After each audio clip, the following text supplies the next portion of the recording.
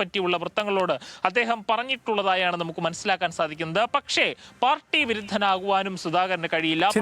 വ്യക്തമാണ്. നേരത്തെ തന്നെ ജി സുധാകരൻ അത്ര വേഗം CPI-യുമായുള്ള ബന്ധം പൂർണ്ണമായി വിച്ഛേദിക്കില്ല എന്നുള്ള സൂചനകൾ ലഭിച്ചിരുന്നു. അത് സ്ഥിരീകരിക്കപ്പെടുകയാണ്. കാന്തപുരം AP അബൂബക്കർ മുസ്ലിയാരുമായി കൂടിക്കാഴ്ച നടത്തി മുഖ്യമന്ത്രി മർക്കസ് നോളജ് സിറ്റിയിൽ വെച്ചാണ് കൂടിക്കാഴ്ച നടത്തിയത്. സൗഹൃദ സന്ദർശനം എന്നാണ് വിശദീകരണം.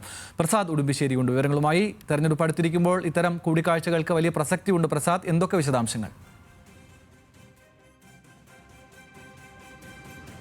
അനന്ത്, സൗഹൃദ സന്ദർശനം എന്നതാണ് പറയുന്നതെങ്കിൽ പോലും ഇന്നലെ സുപ്രധാനമായ ഒരു തീരുമാനം മർക്കസ് നോളജ് സിറ്റിയുമായി ബന്ധപ്പെട്ടുണ്ടായിരുന്നു. അതിൽ പ്രധാനപ്പെട്ടത് മർക്കസ് യുനാനി മെഡിക്കൽ കോളേജിന് എയ്ഡഡ് പദവി നൽകാൻ സർക്കാർ ഇന്നലത്തെ മന്ത്രിസഭാ യോഗത്തിൽ തീരുമാനമായിരുന്നു. അതിന് തൊട്ട് പിന്നാലെയാണ് മുഖ്യമന്ത്രി ഇന്നിപ്പോൾ കാന്തപുരം അബൂബക്കർ മുസ്ലിയാരുമായി കൂടിക്കാഴ്ച നടത്തിയിട്ടുള്ളത്.